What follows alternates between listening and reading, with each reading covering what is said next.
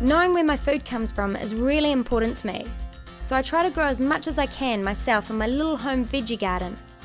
So I've come out to my herbs and they're looking a little bit wilted and sad, which means I probably haven't watered it enough. Now, a good tip about watering your garden is that you need to water them with the right equipment. You don't want to drown them or you don't want to underwater them. And you want to be gentle with the herbs or the plants as well. So I got this adjustable water head and you can turn it to any setting that you want, like shower, jet, flat, but I'm going to actually turn it to mist here and water your garden with it. Excellent, that's looking heaps better. So now I'm just going to cut off some chives. Excellent, that should do. Now these are going to go great into my potato cakes. Baby, I love it.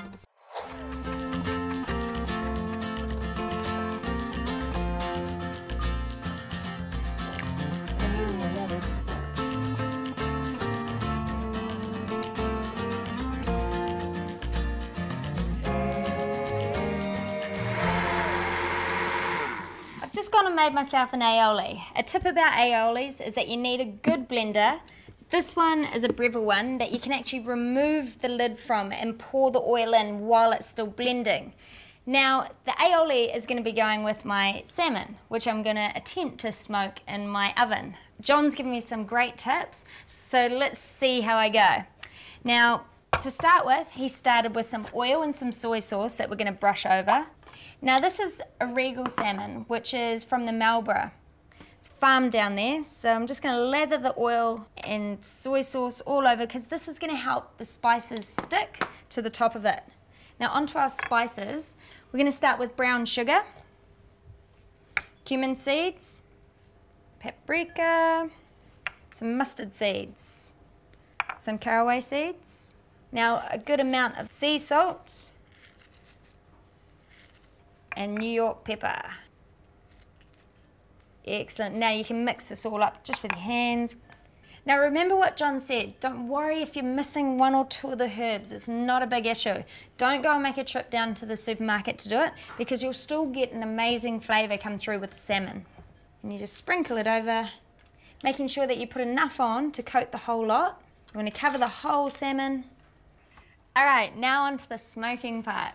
Now there's two things you have to remember. Make sure you have a very good extractor fan and also make sure it's off fan bake and only on bake because if it's on fan bake, your smoke's going to blow everywhere. Alright, so this is going to go into the oven. We're going to get this ready. Your oven's going to be in at 220 degrees Celsius and we're only going to do this for 10 minutes. I've turned the wood chips on. Now watch because it's going to start to smoke. These are starting to smoke, so I'm going to quickly chuck it in the oven.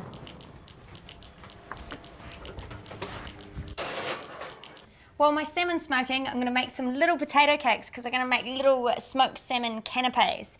So, I've already cooked my potatoes here. I'm just going to start by sauteing some onions and some garlic so I can mix it through the potato mix. We're going to bring that up to medium heat. Add some good quality olive oil. Now that's come up to heat, I'm going to add my onions. So whack them in there, some crushed garlic, and then give that a stir.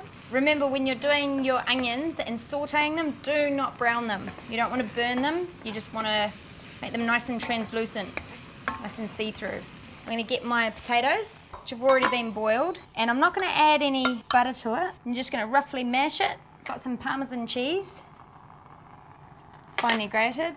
I've got some Italian parsley, seasoning, sea salt, and some pepper. My onions are ready and I'm going to place them in the potatoes. And we're just going to give this a good stir. So I'm just going to taste a little bit and check the seasoning.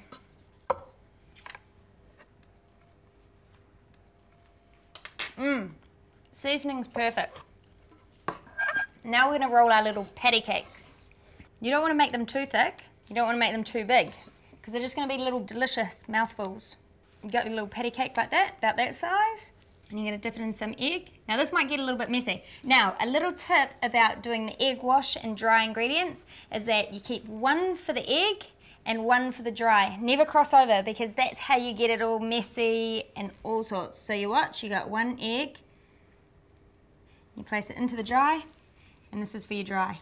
So I'm using panko breadcrumbs. They're Japanese breadcrumbs. I just like them because they go a little bit crunchier and crispier than the other breadcrumbs. Now these little potato cakes, just imagine them with the smoked salmon on top and a little bit of the aioli. They're perfect at dinner parties, at barbecues, you know, great for snacks. Also, you can make these potato cakes bigger, so do it bigger in size and then have some smoked salmon and some poached eggs on top, you know, a little bit of hollandaise, and that can be a beautiful breakfast. I'm going to put this into a medium heat pan with just a little bit of oil in it. I'm going to shallow fry them. If you want a healthier option, you can just spray it with some oil, but make sure that you've got a good quality non-stick pan. What you're looking for when they're ready is that they're nice and golden brown. So just have a little peek, and yep, these are ready to turn. Just be careful when you're flipping them that you flip them away from you so that oil doesn't splash up. You also want to make sure that they're warmed all the way through. These look like they're done. So you can turn them off, and now I'm going to grab the salmon. Potato cakes are plated, salmon is ready, and it's looking awesome. So all you want to do is grab a knife, and because it's still got the skin on, it stays on really well, and it just falls off the skin. We're just going to get little chunks, so break off a few bits. Oh, and it's looking perfect. Don't worry about the sizes, small, big, doesn't matter, because you're just going to whack it on top of the potato cakes, and it's looking really good.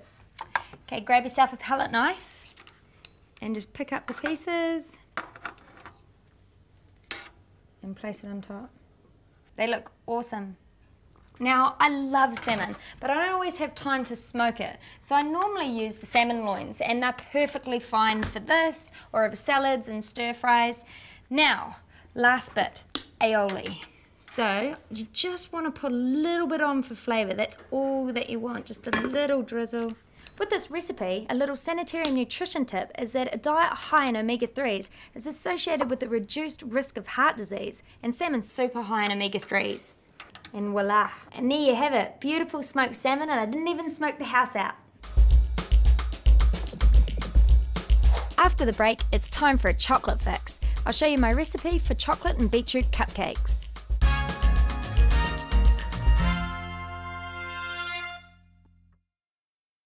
I'm melting chocolate for my chocolate and beetroot cupcakes. You don't want to overcook your chocolate, and you don't want the bottom of your bowl touching the water in the pot. So I'm just going to turn that off because that's all melted and looking absolutely beautiful. Now that's done. I'm going to place it there, and we're going to move on to creaming the eggs and sugar. I've got some muscovado sugar here. Now you can also use brown sugar as well. We're just gonna... Now a good tip with cracking eggs is you don't want to crack it on the bowl because you could get some of the shell in the bowl itself. Now I'm going to cream up the eggs and sugar. Let's turn it on.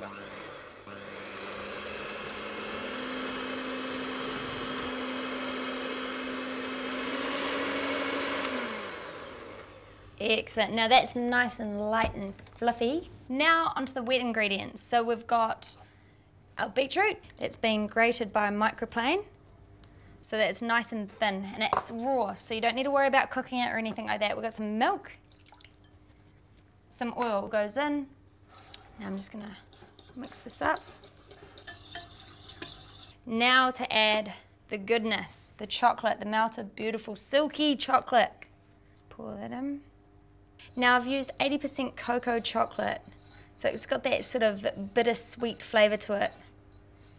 Make sure that you mix all your ingredients really well before adding. That's looking really good. A really deep, rich red. Now for our dry ingredients. Now make sure that you mix the dry ingredients well together before adding it to the wet ingredients. Now I'm using the Hansel's double action baking powder, which is great, and it's going to create a successful bake, that's for sure. So we're going to add that in. I'm going to give it a stir.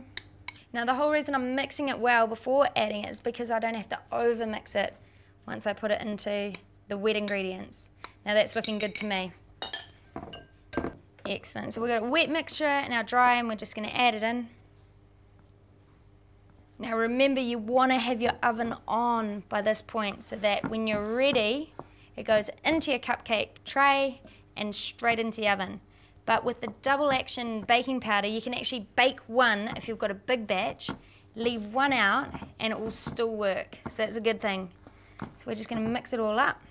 But I think I have enough for one tray today. Just make sure that there's no little hidden flour bits, because it's nothing worse than biting into something and getting a clump of flour. I'm gonna take it over to my tray, which is already lined with the colourful cupcake papers. All right, so when you fill these up, you wanna make sure it's 3/4 of the way full, because they will rise.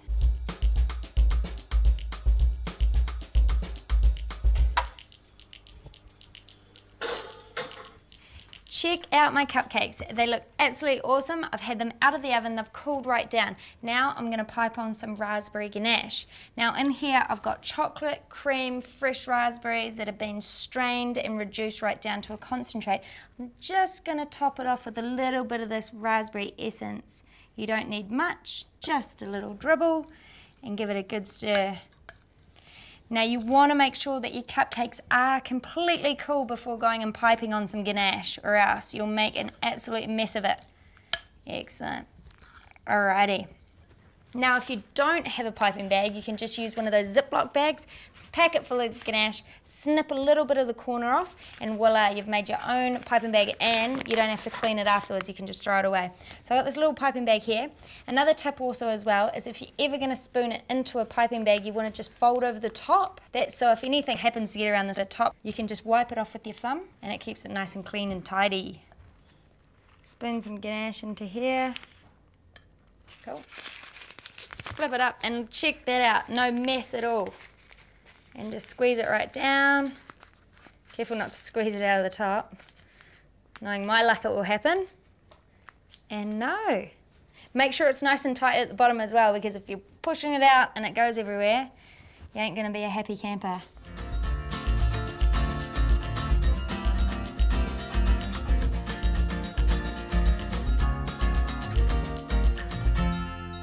And onto the plate, a pink one, blue one, and green, my favourite colour. Now we're going to put some Pinkalicious sprinkles on it. Now the great thing about Pinkalicious sprinkles is that they have no artificial colouring in it.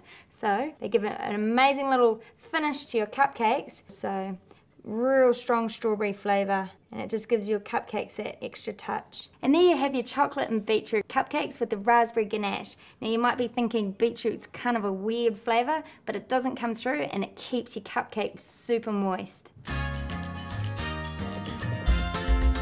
For the recipes featured on tonight's show and the chance to win fabulous prizes, see the Savour section inside this week's Herald on Sunday.